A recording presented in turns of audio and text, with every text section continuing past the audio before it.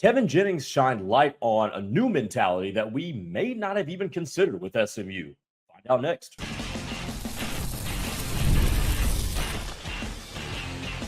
You are Locked On SMU, your daily podcast on the SMU Mustangs, part of the Locked On Podcast Network, your team every day. What's going on, everybody? Welcome to another edition and another closeout edition of Locked On SMU as we wrap up another week here on the show. Thank you for making us your first listen of the day. We're part of the Locked On Podcast Network, your team every single day. And there's a lot of choices out there, so thank you for spending part of your day with me. I'm Grayson Singleton. This episode today is brought to you by FanDuel. Right now at FanDuel, new customers can win $150 in bonus bets when your first $5 bet wins. So head on over to FanDuel, place a bet, get you some more money while you're at it. Hey, coming up on today's show, we're going to get to that in just a second, but a member of the SEC media has fired back at SMU, and I've got an interesting take on this that I think has more to do with the macro of college football. We're going to talk about that. We're also going to talk about Syracuse media's perspective on what SMU can bring into the 2025 season. I like to do this a lot because I like to get outside perspectives of the team and of the teams that I cover. So we're going to talk about that to close up shop later on in the show. By the way, I got to say this. To the person in the YouTube comments that asked if this is my real voice, this is absolutely my real voice. It really is. So there you go, which, by the way, means that I love to interact with you guys. So subscribe to this channel, leave a comment below. I go through them at night, and I'll try to respond to as many as I can. Also, hit me up on Twitter at Gray_Singleton2. All right, let's get to the content for today. Is this a revenge tour? Because have we been so focused on the fact that SMU surprised the entire country that we kind of forget the gravity of how the season ended? Because think about it. SMU makes the jump to the ACC, all of a sudden ends up running the table, goes 8-0 in conference play, gets to the ACC championship game, loses, and then gets to a college football playoff in its first year in a Power 4 conference, basically completing the resurrection arc of the program. But we do forget that they lost that playoff game. And not only did they lose, they got mollywopped in that playoff game. The game was not even close. It was almost as if Penn State was a whole other class as it compares to SMU. Well, Kevin Jennings obviously spoke at ACC Media Days this week, and he had an interesting take on this upcoming season. It was really hard, said Jennings. I watched it over and over and over again, but I feel like I needed that game. Having that adversity and being able to move on, I think that's going to be key to this season. We've gone through that part of the quote before, but here's the new part I want to introduce you to. Quote, "We don't feel like we did good enough last year. It's definitely a revenge tour to get back to those moments and actually come away with wins." SMU on a revenge tour.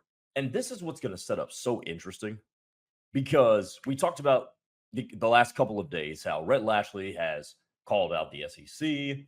He has said that we're here to stay in the ACC. And now, everybody is going to give SMU their best. Clemson's going to give them their best. Miami's going to try to put them in the dirt, because who is this upstart team joining the league? And 2 years in, they're on the same level as us, even though we've been up higher historically.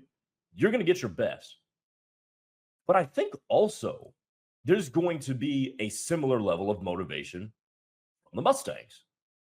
Because as Jennings put it, they're not satisfied with anything they did last year because their season ended with them running into a brick wall, literally and figuratively, when it came to Penn State and that Penn State front line that SMU just didn't really have any answer for. So when you're going to combine, especially in those heavy hitter games, Clemson and Miami, you're going to combine two teams trying to restore SMU to its proper place. I said that in air quotes for those of you listening on Spotify or Apple Podcasts or wherever you get your podcasts. But you're also going to have an SMU team that is there to prove once again that they belong. And it's here that I may be underselling SMU, or may have been underselling SMU, because I haven't focused enough on just how motivated they're going to be to get back to where they are. It's almost like the teams that you see in the NFL that lost the Super Bowl. They are hell-bent on doing everything they can to get back and this time win it. But SMU didn't lose the national championship, so that narrative can kind of get buried under everything. But they are back, and they're ready to go, prove that they belong, and prove that they're not a one-hit wonder, and that they actually belong in the perpetual annual year-over-year conversation of we can win a natty. Because once you get to the 12-team playoff, you're in that conversation, at least for that season. Now you're trying to sustain it. And if you're Kevin Jennings, I don't think there's a guy with a bigger chip on his shoulder on this Mustang team than him, because he played poorly in that college football playoff. Now, was there a lot around him to help pick him up? You can reasonably assert no, but he did play poorly. And his decision-making, certainly combined with what Penn State was doing to him, we can't neglect to give credit to the Nittany Lions in that regard, but his decision-making was one of the reasons that SMU really wasn't in that game for very long, if they were at all. So he's got something to prove.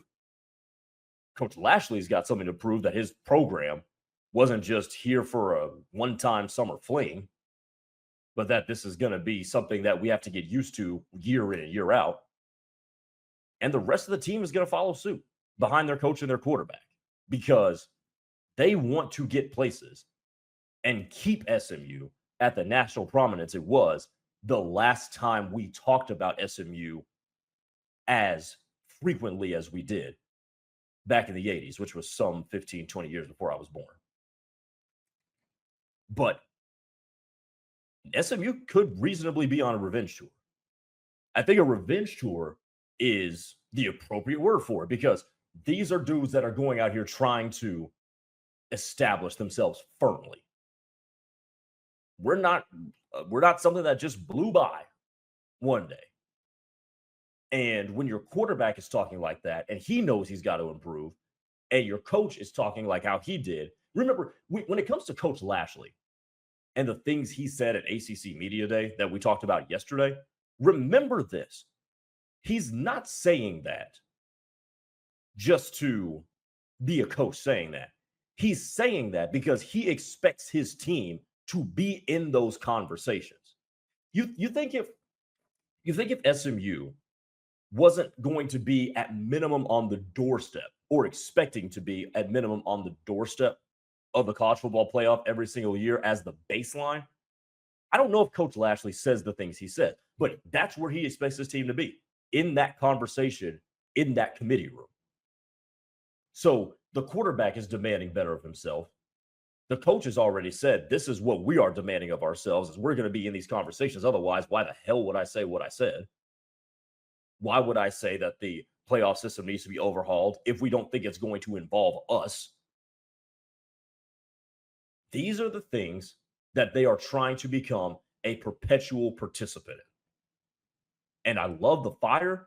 I love that Kevin Jennings called it a revenge tour. I would call it a prove it tour, because it's year 2. So the team's got to prove that it's there to stay. It's year 1 for Kevin Jennings, who showed flashes, but also showed some blemishes. He's got to go prove that he's become a more polished, well-rounded quarterback. There's receivers that need to prove their stay in college. There's a defense that needs to prove that it wasn't a one-hit wonder with the guys that they had leaving. And there's backfield guys who left their previous schools, along with a redshirt sophomore who is now trying to prove that he belongs at the top of that depth chart. There's a lot of prove it here. And the fact that they now have the chip on their shoulder from being shellacked the last time we saw them out on a field, I think that bodes pretty well for SMU season. I really like, in terms of mentality, what SMU's got going on here as we head into the 2025 season. All right, coming up next, we're going to hear from a member of the media from an SEC team, because somebody Did it take Rhett Lashlee's comments nicely? We'll talk about it next and what it means for the rest of the college football world. Stay tuned.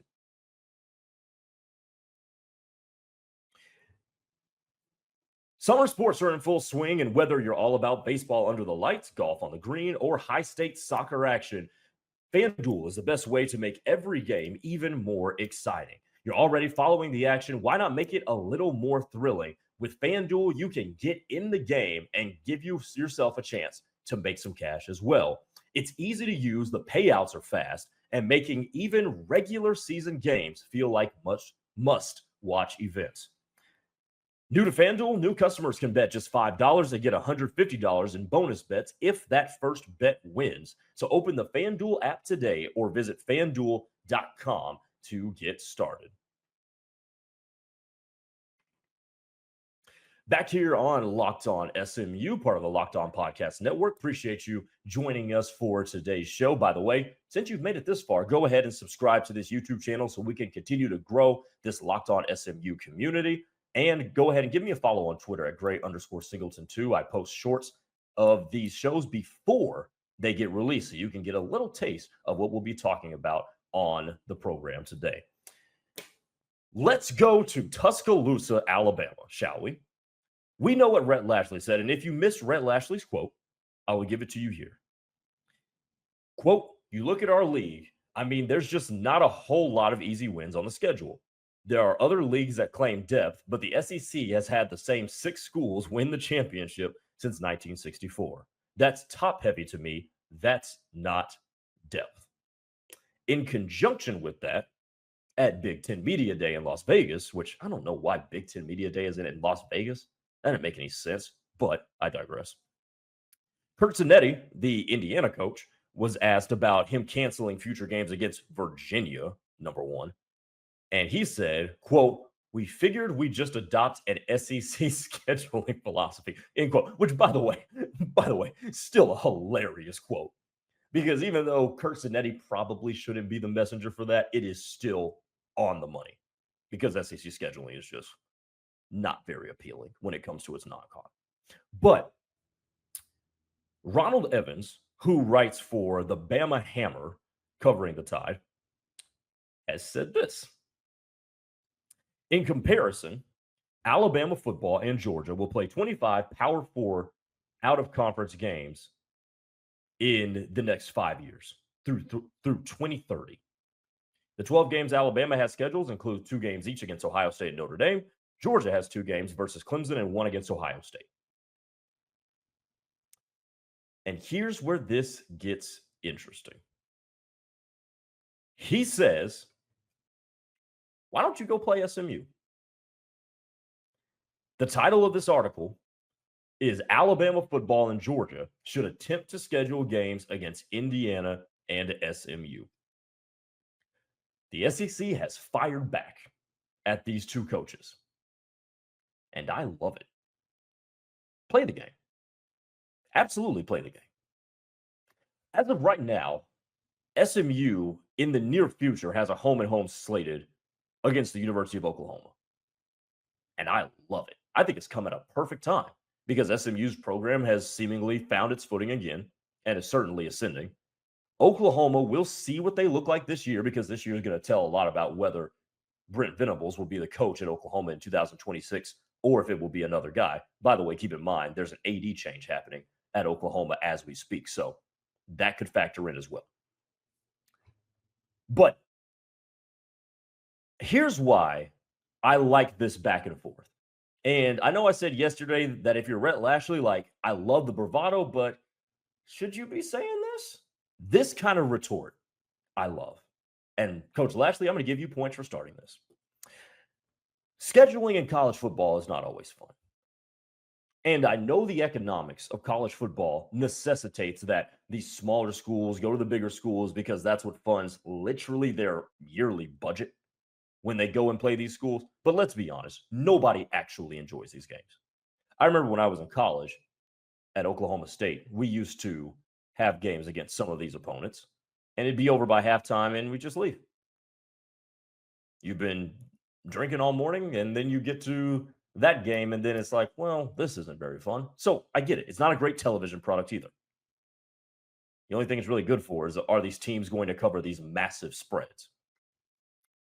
But here's why teams need to play 10 Power Four games. If you remember my conversation with Spencer McLaughlin at the end of it a couple of days ago, maybe last week, at the end of last week, we talked about how scheduling should be overhauled, that you should play 10 Power Four games. If one of the Power Four teams just happens to be bad, they happen to be bad. But you need to play 10 Power Four games. And I do think there needs to be a scheduling overlord, let's term it that, who takes scheduling out of the power of the ADs and out of the power of the coaches. Because why are coaches and athletic directors scheduling games? And I know we've been doing this for a long time. There's a lot of things we've been doing for a long time in college football that just really don't make any sense. And if you just look at this from a potential conflict of interest perspective, you can kind of see where the pitfalls lie. But for the competitive brilliance of college football, and for college football to really see its maximum potential as both a television product and an in-stadium product, have somebody say, we're going to play games against the other conferences. My theory for the longest time has been, I'll give you one. I'll give you one cupcake game because college football has no preseason. So you need that sort of a warm-up. I'll give you one in week one. But as it pertains to the SEC, there's no need for you to be playing low-level group of five, low-level FCS teams in October. That's dumb. Either get this out of the way by mid-September or play somebody of your caliber. It makes no sense. So what Rhett Lashlee started and what has been responded to by the Bama Hammer and our man Ronald Evans, go play these games. Have somebody, here's what would be really, really fun. If somebody monitored back and forth like these and said, okay, 2 years out, 3 years out, you guys are going to play. You guys are going to play each other. It's going to be excellent TV. It's going to be a marquee game. You win the game, your recruiting is going to uptick. Your enrollment's going to uptick.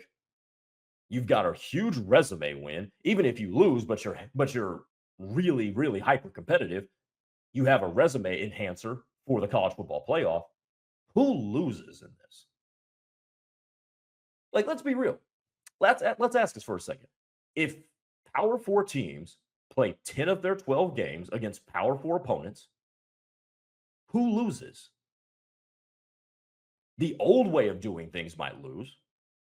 The college football purist might lose. But who really loses? And even the purists don't lose because guess what? They get good football. Who actually loses if you do that?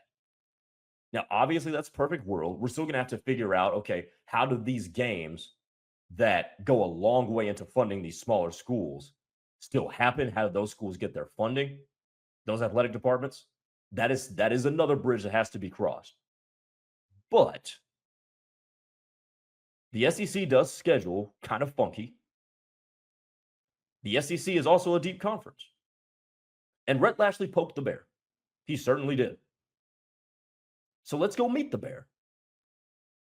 And I'm pretty sure that the same mentality that allowed Rhett Lashlee in his brain to go out and say what he said, and the same mentality that has Kevin Jennings calling this a revenge tour, is going to come out when that gets approached and says, hey, you guys are going to go play Alabama or LSU. They're obviously already going to go play Oklahoma here in a couple of years. And it's better for everybody. It really is.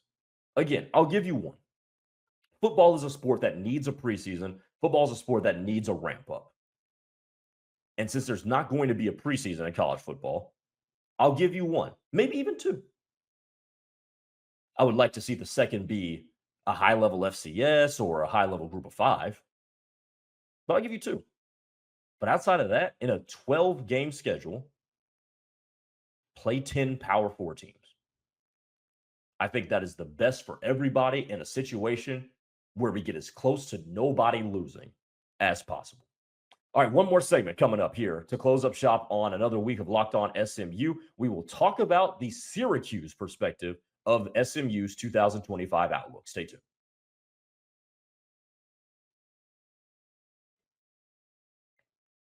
Grayson Singleton back here with you. You can follow me on Twitter at Gray_Singleton2 as we wrap up another week of Locked On SMU here on the Locked On Podcast Network. So now let's go from Tuscaloosa, let's go to Syracuse, New York.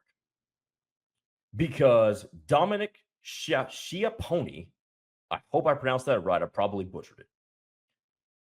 He writes for the SB Nation, that community that covers Syracuse, and he wrote an opponent preview on SMU. And here's what he had to say, because he uses a lot of different research here, and it's a really well put together article. The latest SP rankings, I'm quoting here, the latest SP Plus rankings from ESPN, which we talked about a couple weeks ago, are feeling very high about SMU, who ranked 20 overall and third in the ACC, predictably behind Miami and Clemson. They ranked 20th in returning and production. That includes bringing back the 11th most production on offense, headlined with the return of the quarterback. SMU's transfer portal class ranks number 41, according to 24/7 Sports, with 20 players, all rated as 3 stars, joining the 2025 roster. So here's his 2025 season projection. SMU has the 4th best odds to win the ACC at plus 900. The Mustangs currently have an over-under win total of 8.5. And he goes on to say how they would match up against Syracuse. The Orange will certainly face an uphill battle against a Mustang team that for the past 2 years has consistently handled business and won. Especially having this game after the slugfest that is playing Duke the previous week also makes the timing of this matchup pretty tough, especially since the Mustangs will have an extra week's worth of rest with the bye. So SMU will play the first 4 games of its season: East Texas A&M, Baylor, Missouri State, TCU, bye week. I think that's a well-placed bye week to gear up for what's to come. And that means basically SMU will not leave the DFW Metroplex until after that Syracuse game. That Baylor game is at home, and the TCU game is in Fort Worth. Nope, they're at Missouri State. Pardon me. So let's back up. You go to Missouri State, but after that, you are in the Metroplex for the TCU game. Then you're at a bye. Then you have Syracuse. Then you have Stanford. So with the bye scheduled in there, and I think this is a very astute point, which is why I brought this article to the show today.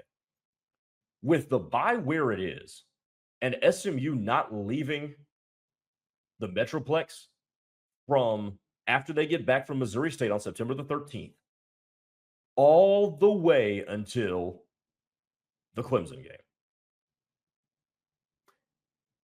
The more you dig into this, and this is what I love about doing a daily show like this, is that you keep coming up with new angles and new ways to look at things. The more you look at this, even though it's tougher, is SMU's schedule not pretty favorable? Because you are going on the road to TCU, but then you got a bye week in there, and then you're not leaving the Metroplex. Man, like that could not have shaken out any better. And there are not many schedules in the country that do shake out like that. Keep in mind, take a team like Texas, who opens its season in Columbus, Ohio, has to go to Florida before going to Dallas and playing the Red River game against Oklahoma. That is a daunting beginning of the season, especially with that Florida game and the Ohio State game on the road. But SMU's schedule shakes out to where the first they have to go to play is Missouri State, and a team that they should beat pretty easily.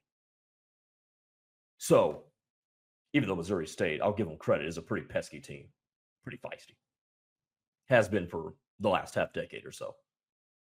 But if you look at that schedule and you look at it from that perspective, SMU is not really going to face a whole lot of fatigue at most points of the season. As a matter of fact, that once they go to Clemson, they have the 2-week trip to Clemson and Wake Forest, where you're on the East Coast for back-to-back weeks before you play Miami. And that's kind of your toughest stretch. Now, you have to go to Boston College and to Cal in 2 of the last 3 weeks of the season. That probably won't help. But by that point, you have geared up and been rested. And by the way, those 2 of those 3 games at Boston College, at Cal, are teams that you're at a talent advantage over. So this schedule shakes out really, really favorably for SMU. I really think, if even though the opponent got tougher, I don't think there was a better way that this schedule could have shaken out. I'll say it. I don't think there was a better way SMU's schedule could have shaken out in 2025. But another sentence, and we'll close out the show with this, that caught my eye. The Orange will certainly face an uphill battle against a Mustang team that for the last 2 years has consistently handled business and won. There is such a skill to being able to handle your business and win football games. Period. That is a skill. We have to recognize that is a skill. When you can, no matter what, find a way to win. And they did so last year in a couple of games. The Duke game comes to mind right away. 28-27 on the road. I believe it was on the road. That you just had to find a way to win. Yeah, it was on the road. I got that right. But if you can just find ways to win, because you're not going to come out with your A game every single day. The fastball won't be hitting 97, 98 every day. Sometimes it's at 95. You just got to figure out a way to get outs.